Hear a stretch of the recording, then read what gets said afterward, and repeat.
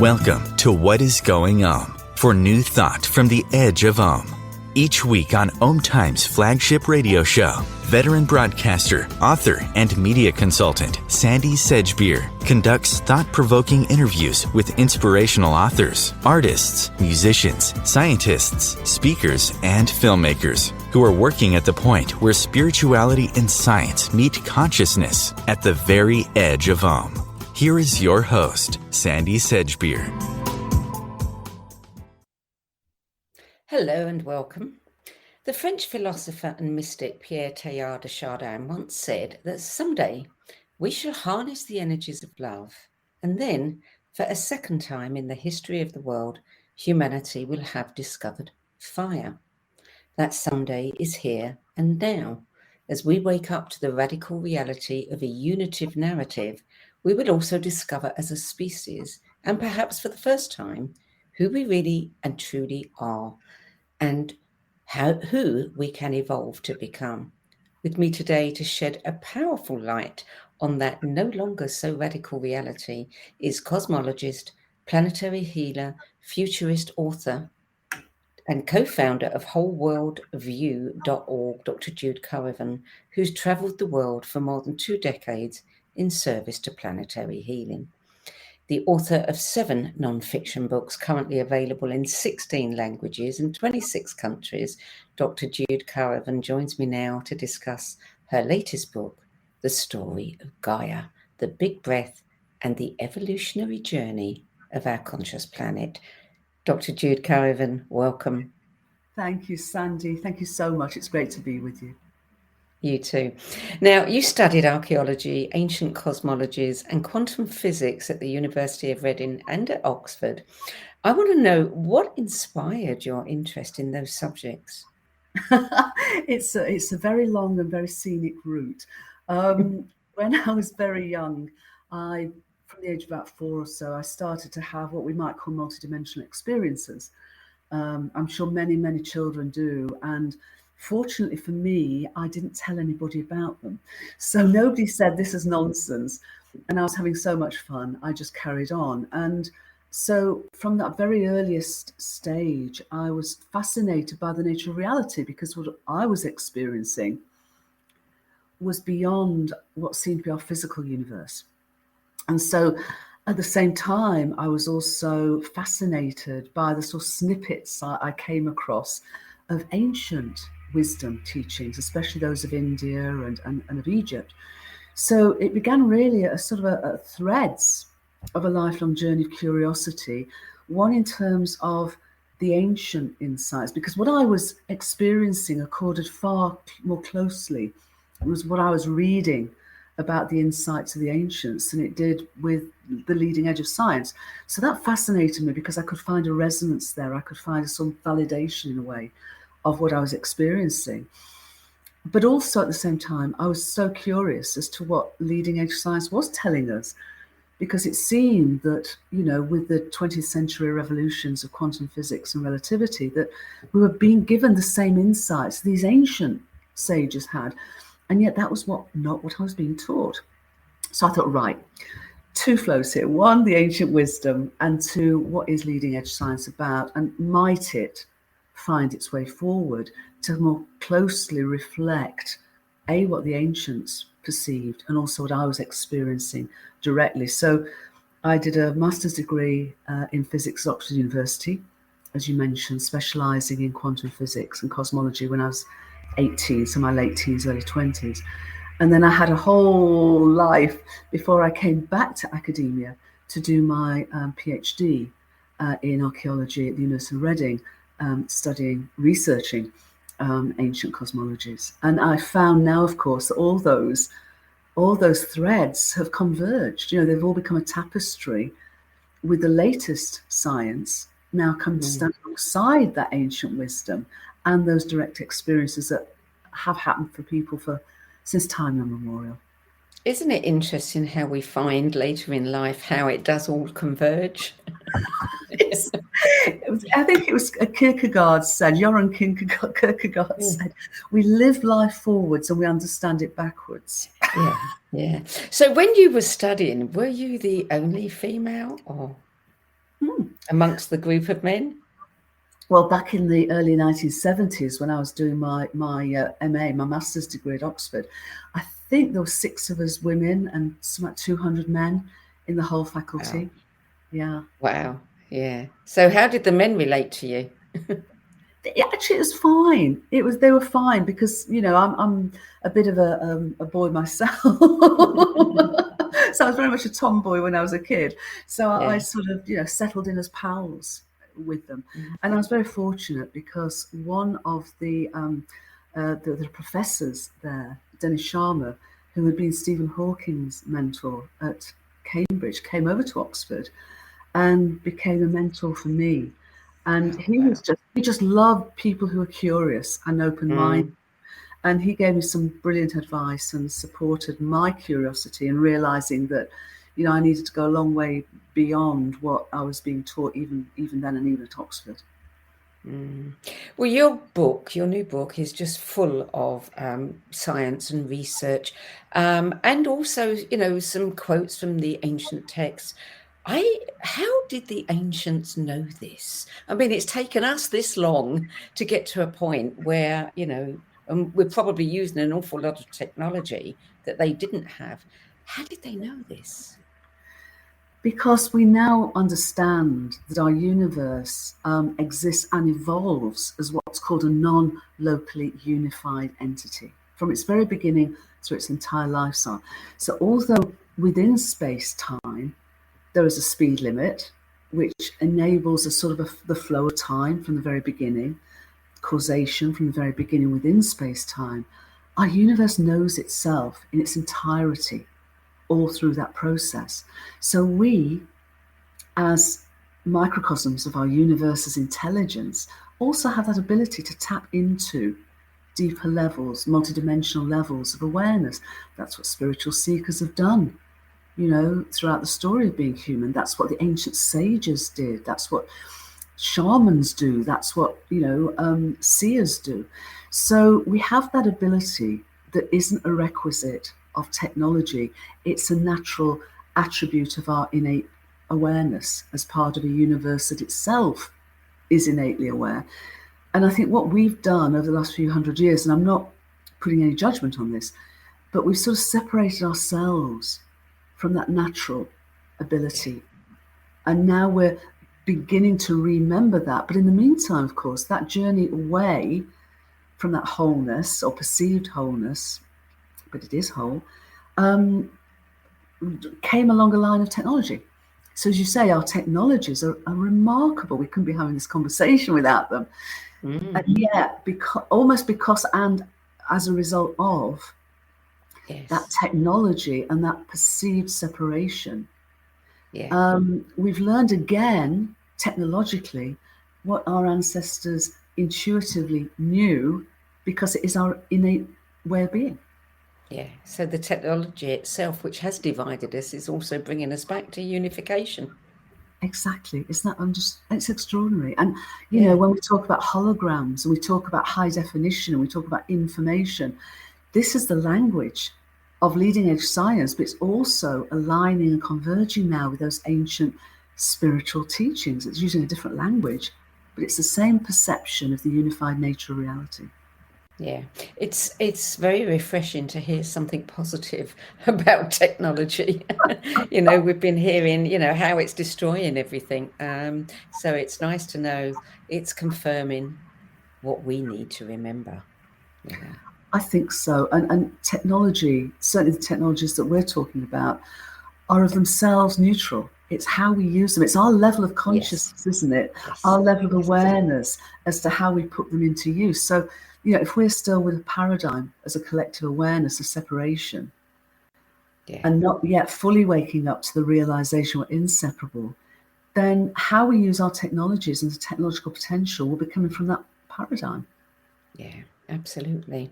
So in the book, you make it very clear, you give us all the science on, you know, that the universe did not begin with the Big Bang theory, as many think, but with a fine-tuned, ongoing and very meaningful breath. How does technology tell us this? We have telescopes. And we have telescopes that can actually look far, far, far out into space. And of course, because the speed of light is a finite cosmic speed limit, as we look out, we look backwards. So if we look out, say, 600 light years, and a light year is the distance that light travels in a year, we're looking back 600 years. So we are able to go back for billions upon billions of years, and realizing that our universe did indeed, the best evidence we have says our universe did indeed begin a finite amount of time ago. Best estimate we have is 13.8 billion years, that it began a tiny, tiny state. And the Big Bang was always facetious because it was always known it began in a small state, but not as a bang, not as an implied chaos or randomness. We now know from those same measurements and many others that our universe began in an incredibly ordered state and also incredibly fine-tuned. When we look at the constants of the laws of physics, the estimate is that, this is a low estimate, that if they were different by something like 1 in 1,000 trillion, then we wouldn't be here. Our universe would have stalled before it started.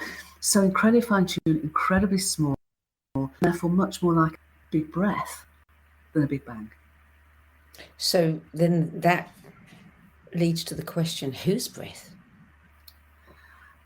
Indeed. And the question is, by what name do we choose to call cosmic mind? The infinite and eternal cosmic mind.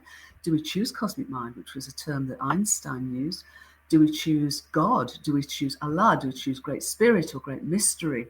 The ancient Vedic traditions talked about the breath of Brahman, breathing our universe into being. But we're part of that. It's not this idea that somehow a creator breathed our universe into being and then went away and did something else. Everything in reality is that creation. Yes. Everything in that reality.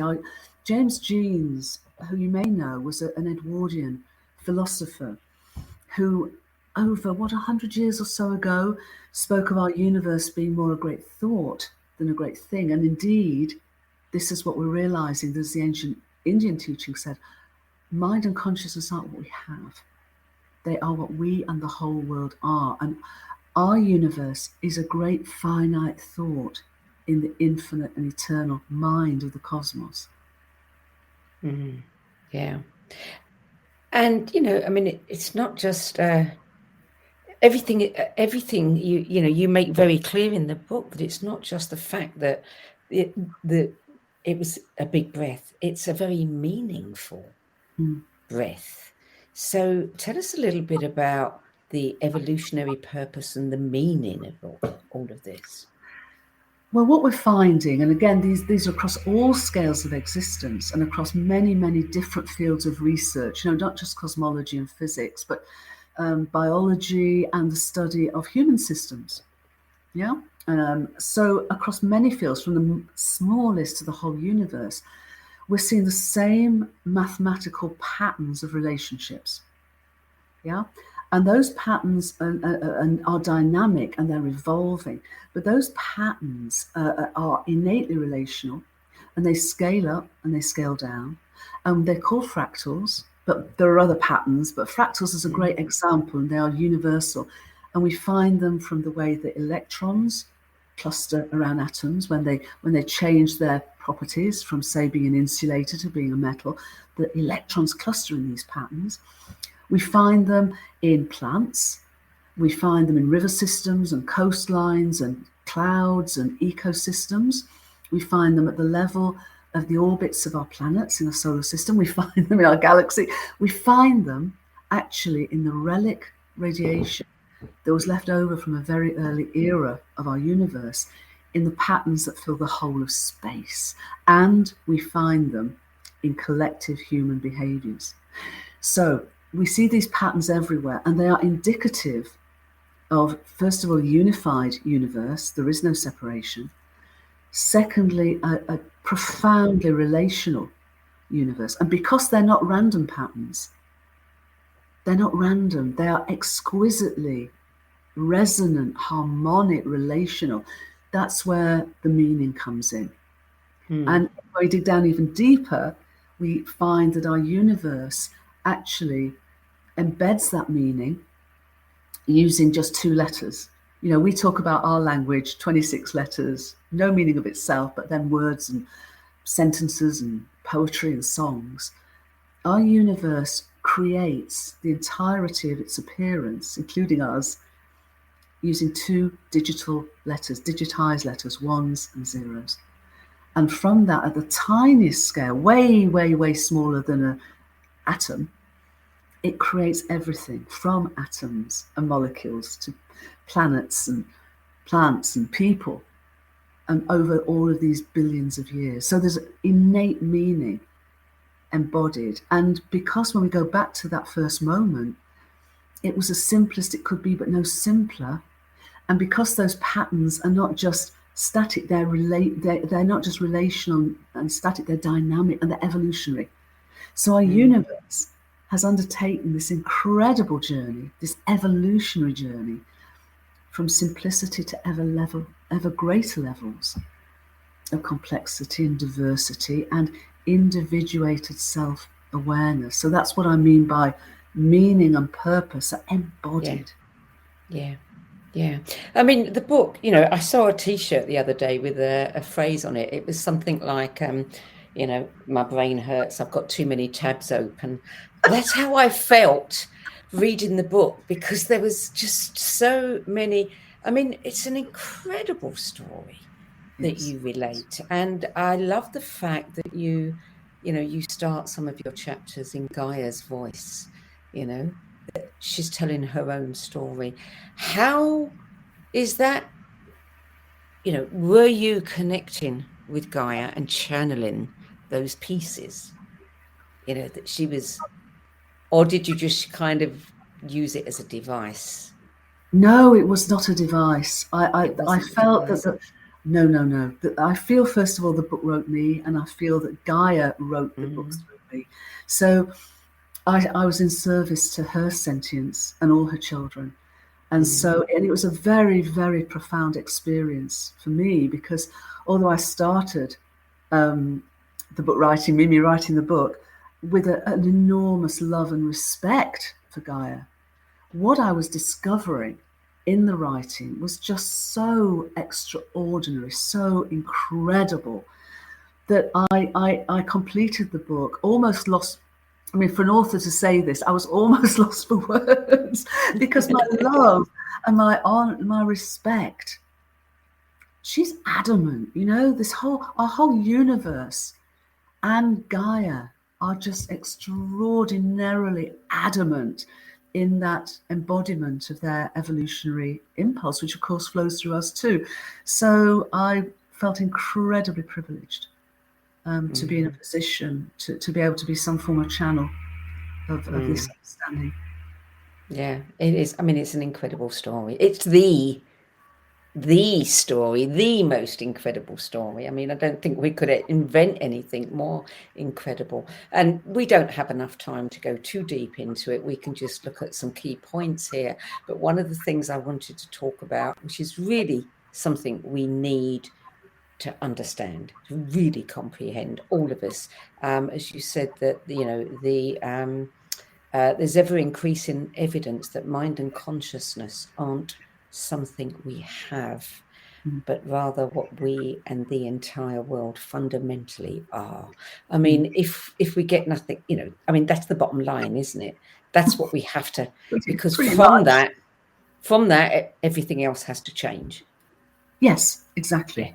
Exactly, because the old paradigm that we were taught at school, that our societies are structured around, is a paradigm, a worldview of basically solely materialism and separation. And our worldviews guide our behaviors. You know, they're our mindset, they're how we perceive ourselves and the world around us and each other. And we now have the evidence. It's not just an idea. We have the absolute evidence, and that's why the book is full of that evidence, because I think without it, I don't think the gauge would be shifted, because this is a radical This is a radical re-understanding of Yes. who we really are. And Absolutely. although spiritual traditions, religions have taught us this, our secular world has peripheralized this and basically said, no, no, no. We're now, that secular worldview is being turned completely on its head by evidence. As I say, it all snails. So why are so many scientists saying no to this? Why are they arguing against it when the evidence is there? I mean, Graham Hancock has just done a new series on Netflix, and I read the most vicious piece about it, just saying how stupid it was and how crazy everyone is for making this such a popular program, and it's just absolute rubbish. I mean, why can't people accept this knowledge? To be honest, as both a cosmologist and an archaeologist, and of course Gaia was having a good go at archaeologists, that has not been my experience of archaeology. What archaeologists seek to do, as any good scientist would seek to do, is follow the evidence. And where there is good evidence, then in the main, I feel that certainly archaeologists have been willing to accept that. So, for example, at Göbekli Tepe, which I visited, which is one of the most ancient, monumental, absolutely extraordinary sites, it's archaeologists that have, excavated that. And it's the archaeologists that have said that it's 11,500 plus years old. Yeah? Yeah.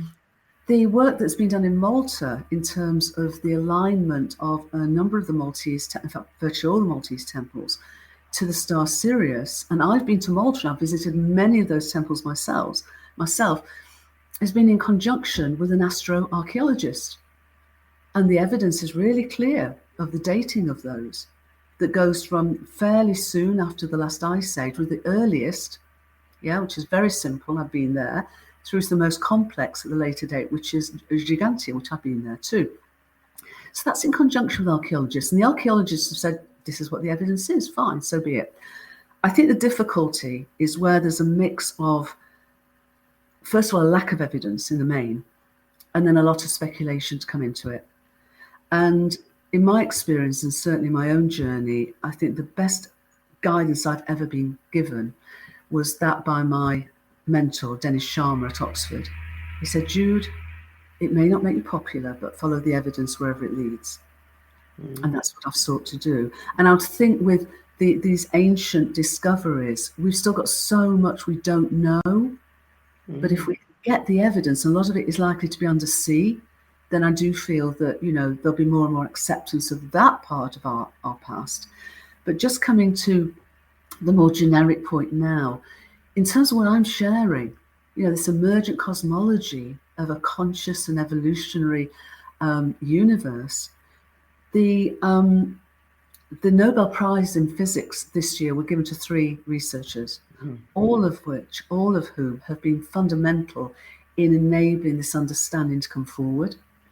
And there's a new book out on black holes by Professor Brian Cox and Professor Jeff Forshaw that basically comes to the conclusion that the appearance of our universe arises from deeper levels of causation, non-physical levels of causation.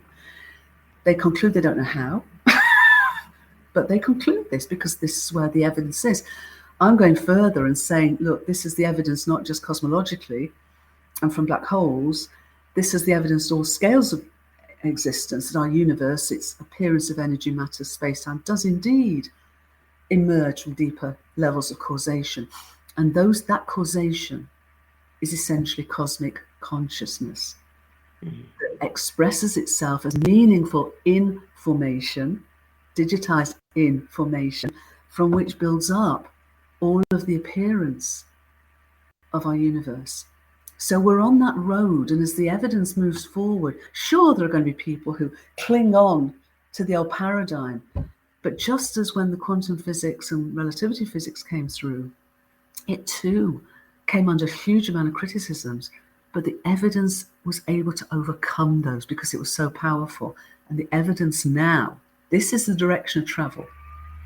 whether anyone likes it or not. This is what we've been shown by our universe to be its fundamental reality. So what implications does this have on religion? I actually I feel it honors that, because all religions and all spiritual traditions really speak to the appearance of our world emerging from what's sometimes called spiritual realms or multidimensional realms or the ground of all being. We talk about God and Allah and great mystery. What this does is it shows that we are inseparable from God, from Allah, from great mystery. Because some of the religions have purported, sort of a God out there or a deity out there, and us here. This says we are intrinsic microcosms of the wholeness of being. And therefore, there is no deity God outside of us, and we're not the whole of that Godhead, but we are microcosmic co-creators of its innate meaning and evolutionary purpose and ineffable being. Yeah. And that means that we have a responsibility. We do, and we have an invitation. We have an invitation too. Yeah, we'll get into that after the break. You're listening to What Is Going On. I'm Sandie Sedgbeer, and I'm speaking with cosmologist, planetary healer, futurist, and award-winning author Dr. Jude Currivan about her latest book, The Story of Gaia, The Big Breath, and the Evolutionary Journey of Our Conscious Planet. We'll be back with more from Dr. Jude Currivan after the break. OMTimes TV. Imagine becoming a super influencer. Reinvent yourself, invest in your brand, and then manifest your success with a robust spheric approach. OMTimes Media and Broadcasting offers a unique and multifaceted way to become the spiritual and conscious influencer you deserve to be by putting your message across our powerful platform with its proven record of integrity and excellence. Through our produced shows, OMTimes offers the opportunity to become a social media TV personality, a radio show host, an OMTimes magazine columnist, and a syndicated podcaster, all in one shot.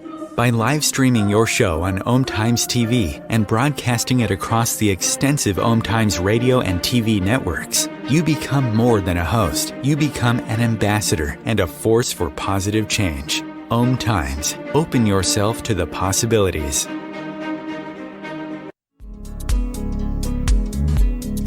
Hello, I'm Sandie Sedgbeer, host of OMTimes' flagship radio show, What Is Going On?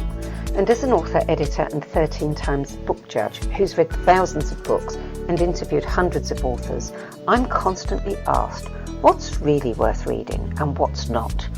So I created the No BS Spiritual Book Club to help you save time and money by picking the brains of discerning names who have walked this path before you. There's no catch, no fees, and no BS, just an ever-growing library of 10 best spiritual book lists from some of your favourite authors and teachers, plus free book excerpts, audios, and video interviews with people like Don Miguel Ruiz Jr., David G., Lee Harris, Mark Nepo, and more. From well-known classics to hidden gems you've never heard of, it's the only no BS guide to the best spiritual books to enlighten your journey of self-discovery. So why not join the club? Get inspired and save money at the nobsspiritualbookclub.com. There are 16 million children struggling with hunger in America. That's 1 in 5 daughters, sons, neighbors, and classmates who don't know where their next meal is coming from. Yet billions of pounds of good food go to waste every year. It's time we do something about it. Feeding America is a nationwide network of food banks that helps provide meals to millions of kids and families in need. Visit feedingamerica.org to help them feed even more. Together, we can solve hunger. Together, we're feeding America.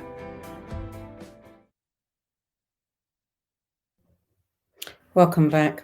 Dr. Jude Currivan, in The Story of Gaia, you do an enthralling job of telling us, the how all of this came into being.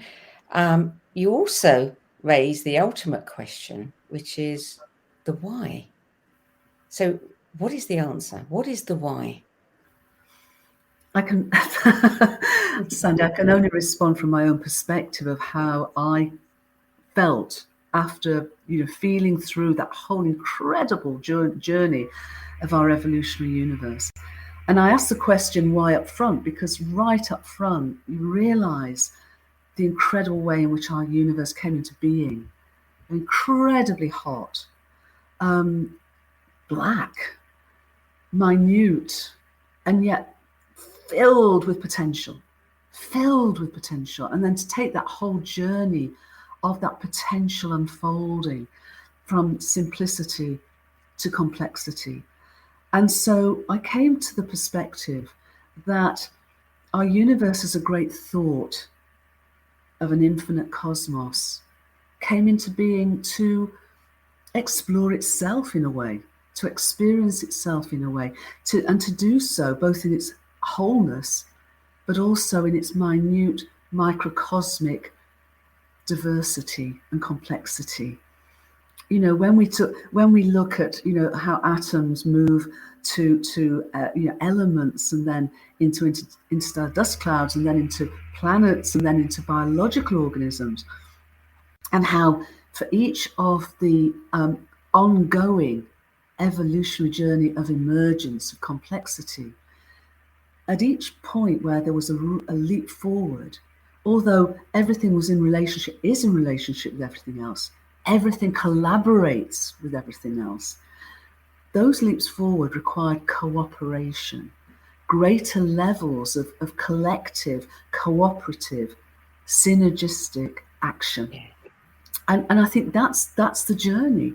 So for us as microcosmic co-creators of both our planetary home Gaia and the entire universe, it's both a responsibility, as you mentioned, but also an invitation, it seems to me, because we are in an unsustainable situation. Our worldview of separation, no blame, no shame, has brought us to this point. We've individuated ourselves to a great extent, and now we have the evidence and the ability to remember we're inseparable and to cooperate. And this, it seems to me, is our moment of choice to consciously evolve. And this is moments of choice that Gaia has come to before.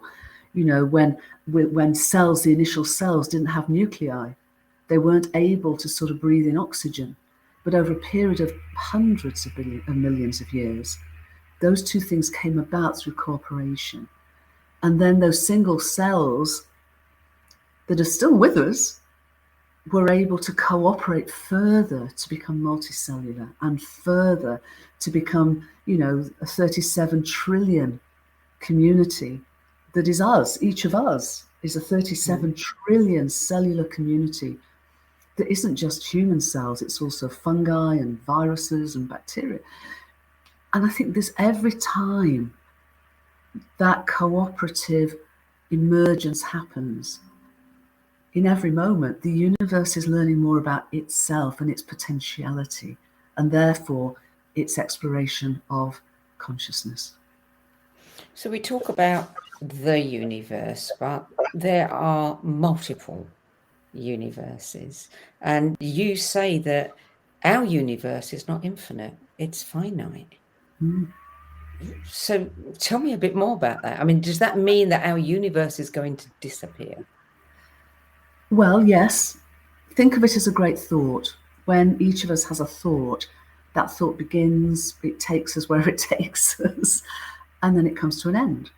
So as a great thought, but a great finite thought in the infinite and eternal cosmos, yes. And the reason I can say this with a fair amount of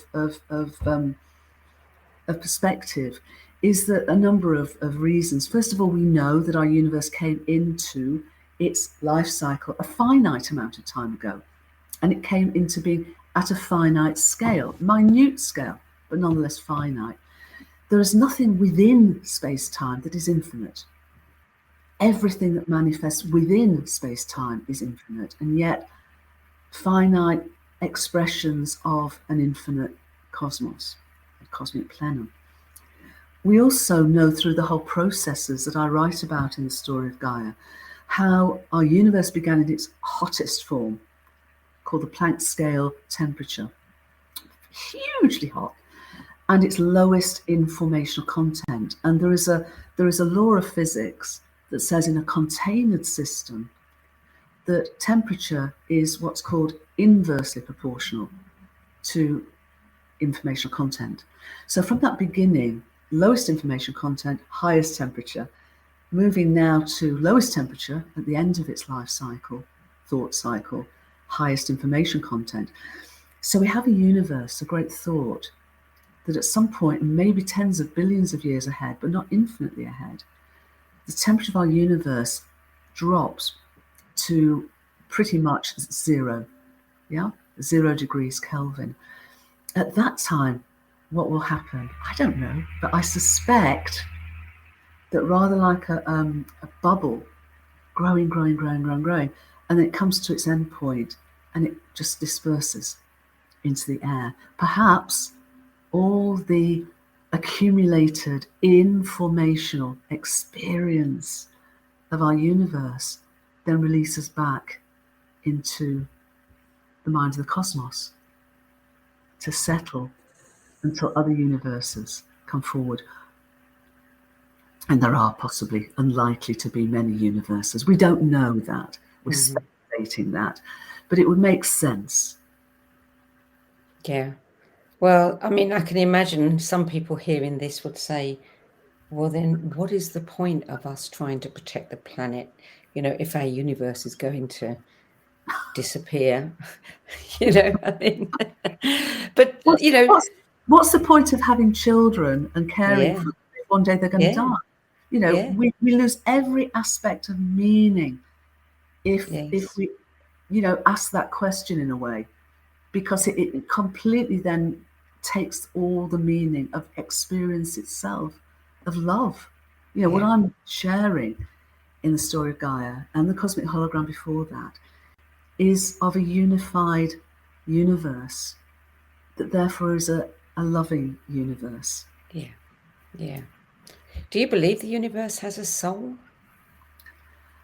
It's a really interesting point, because I write it as a universe soul, because our tradition is that beyond our human, our incarnated consciousness as humans, or as I like to invite us to term ourselves now, Gaians, there are other aspects of our consciousness that are discarnate. So, that sense of an ongoing soul that continues beyond the demise of our physical being. And so in a sense, by naming our universe as our universe soul, it encompasses and embodies everything in its journey. And at the end of that journey, just as when our demise, our consciousness continues, that bubble of our universe in some way or other continues within the infinite and eternal plenum of cosmic mind. Now, you started writing the story of Gaia just as early 2020, just as we were going into lockdown, as you say, at the same moment as the oldest and smallest of Gaia's organic offspring, a virus, inserted itself into the collective body of humanity. Do you think that was purposeful? That the virus occurred for a reason?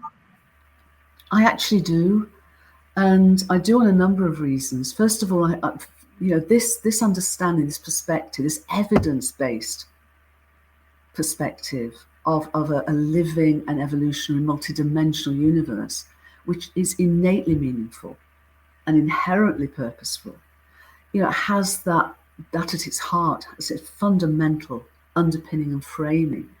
And so in that sense, and all through my life in many other ways, I've seen a purpose that perhaps has been hidden. It's been beneath the surface. I'm a scuba diver. And when you look on the surface of an ocean, you see the waves, and they can look incredibly turbulent. But when you dive beneath, there's this massive, vast environment that cannot be seen from the surface. So there's so much that is under our awareness, under this. And I do feel, I mean, I write in the book that viruses have been change agents throughout Gaia's story. And there's something called horizontal gene transfer, which is when there's been a catastrophic environmental collapse, primarily because a particular arc of that evolutionary wave has come to its end point. Alongside that breakdown, there is a breakthrough to higher levels of complexity, and that breakthrough and the horizontal gene transfer is incredibly rapid and incredibly wide-ranging, and viruses play a key part in that, as we're now discovering they may well do in the processes of metamorphosis. So the idea of virus being a change agent, potential change agent for us, I think has great merit. And, what else stopped us in our tracks?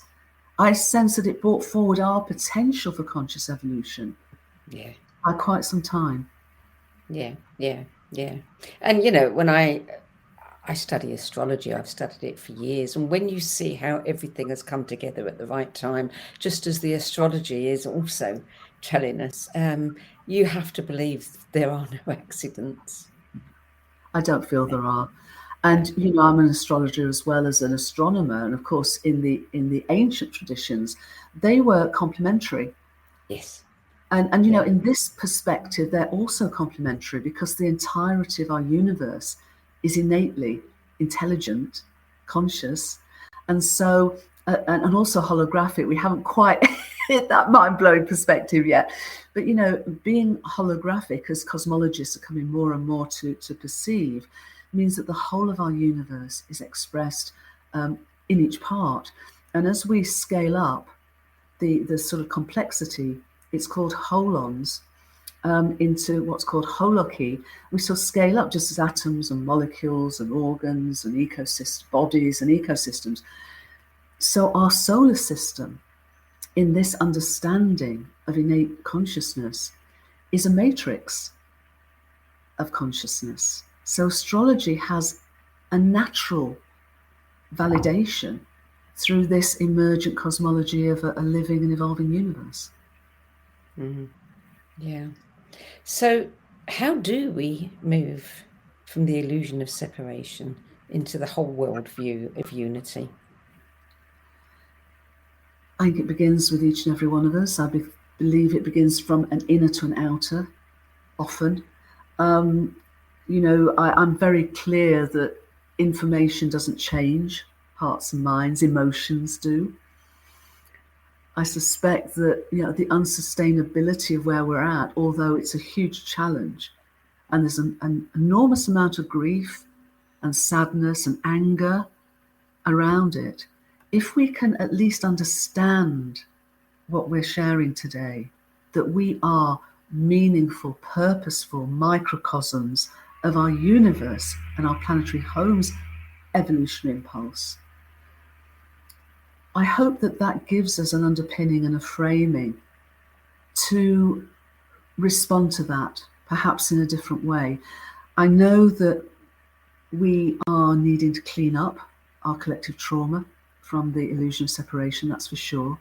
But if we actually perceive that what this evidence is offering us is authentic hope, it's offering us and inviting us into a remembering that we're inseparable.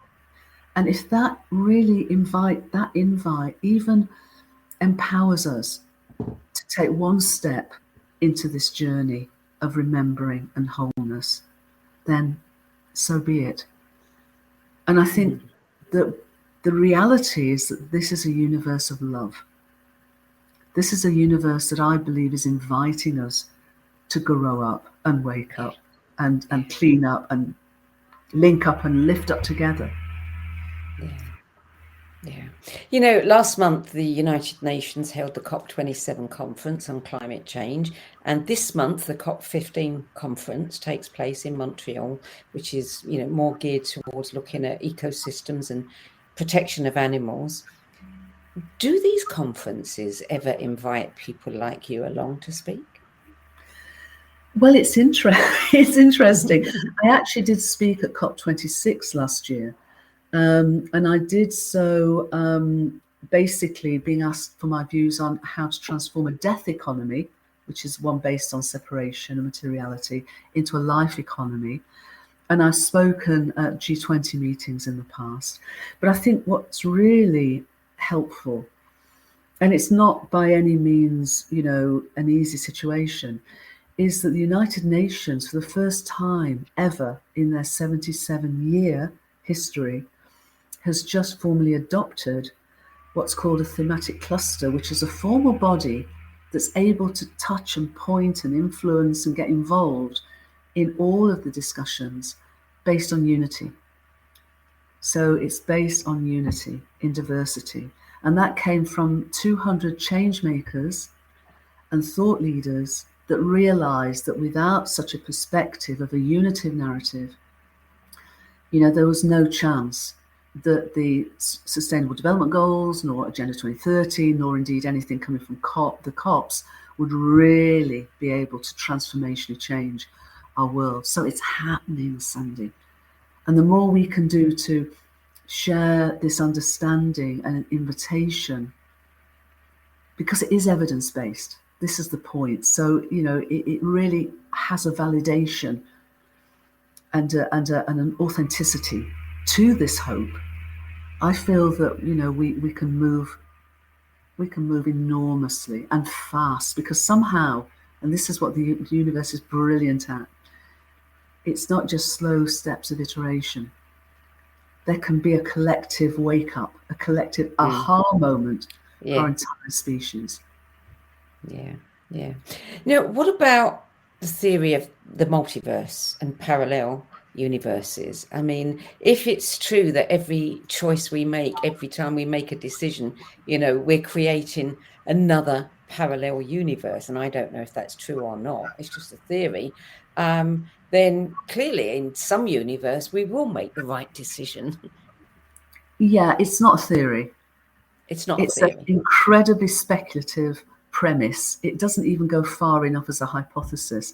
Okay. And it came forward because the researchers who came forward with it did not want to accept that consciousness is fundamental. They came from a materialist separation perspective. And when the evidence was showing the incredible level of fine-tuning of our universe, it asked one of two questions. If everything's random, then there has to be possibly infinite universes, therefore parallel universes, where every quantum choice speeds off into a different universe, or we have to bring consciousness, mind and consciousness, into a fundamental reappraisal of the nature of reality. I'm sharing the evidence for that view, parallel universes, and I could go into a long discussion about this. There's no evidence for it. It's wholly speculative.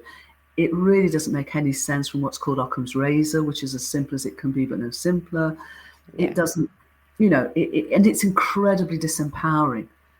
And if it was authentic and disempowering, so be it. But we really, in my view, it's actually fallen way out of favor. It was something that sort of came up and had a brief moment in the 80s, 90s. I don't know really anybody that's with any sort of credibility that's speaking of it now, because it just doesn't hang together. I think somewhere in the mainstream it's still hanging around, because I'm seeing a lot of books and movies and things, based on that. Let's talk about the third book in this trilogy, because it is a trilogy that you're writing, the Transformation Trilogy. You say it's called Many Voices, One Heart. What would that book contain? The story of us and the potential for us, because the story of Gaia, of course, is the story of Gaia. It's the story of our entire universe. But humans arrive right at the end of the story of Gaia, and in a way that I hope my readers can acknowledge themselves as being Gaians, and really, by the time they've completed the book, have a deeper perspective of their relationship with themselves and us together, and us as members of our planetary consciousness.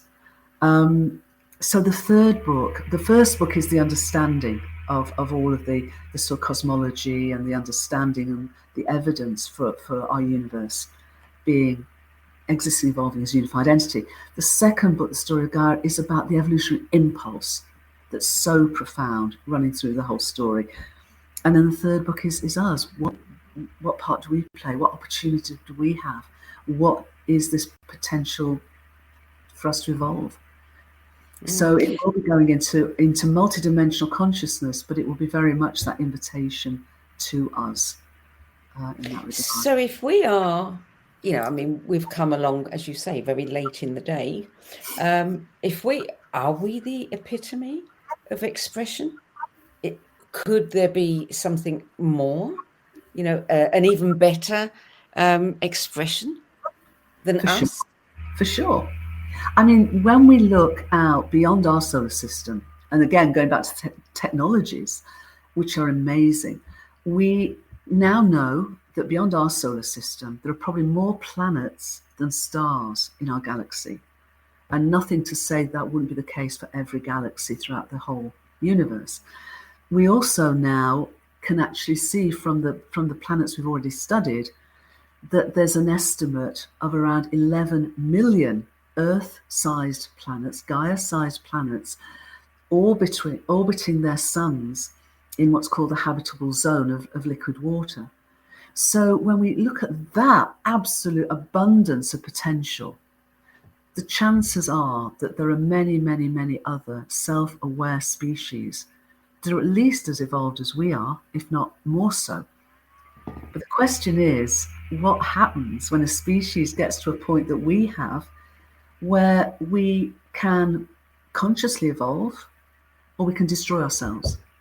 And in destroying ourselves, destroy a lot of our planetary home's ability to nurture other biological life forms. That's our choice. So it seems to me that we either will choose that, we will choose love, we will choose coming together to link up and lift up, we will choose to repair and heal our relationships within ourselves, within each other, with Gaia and all her children, or we won't.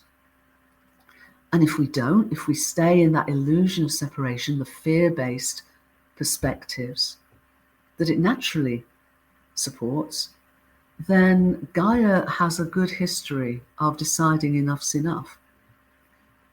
And who would blame her? But I do believe that both Gaia and our universe and our collective yearning is calling us to wake up, to remember we're inseparable. Yeah. That's the hard one. That's the hard one for many people to get their heads around. I think we've done a very good number on ourselves of materialistic thinking, and it's very hard for people to change that view. It is, but it's not impossible. No, absolutely not. It's our urgent moment of choice to do that. Yeah. And there's so much help. We're not alone in this, it seems to me. We have so much help. And we naturally, if we can be with her, if we can actually be out, I mean, I don't tend to use the word nature because it still has this sense of different, separation. But to be with Gaia and to really, love her because she loves us. Without doubt, the love she has for us is extraordinary. And I just hope that enough of us and all of us wake up so that we may wake up and grow up and link up and lift up together in love. In love, absolutely. Dr. Jude Currivan, I wish we could talk some more, but we're out of time. Thank you so much for joining us today. It's my great pleasure, Sandie. Thank you for inviting me. Oh, you're welcome. So the book is The Story of Gaia, The Big Breath and the Evolutionary Journey of Our Conscious Planet by Dr. Jude Currivan, and it's published by Inner Traditions. And honestly, it has been hailed as a must-read for anyone wanting to see the big picture view of how humanity arrived at where we are today and our co-creative potential. for conscious evolution. So do read it. For more information about Jude Currivan's work, books, Unified Reality, her Ubiquity University course on decoding life, visit judecurrivan.com and also visit wholeworld-view.org. That brings us to the end of this week's show. I'm Sandie Sedgbeer, and I'll be back at the same time next week with another edition of What is Going On. Till then, it's goodbye from me, and thank you again to Dr. Jude Currivan. Thank you, Sandie.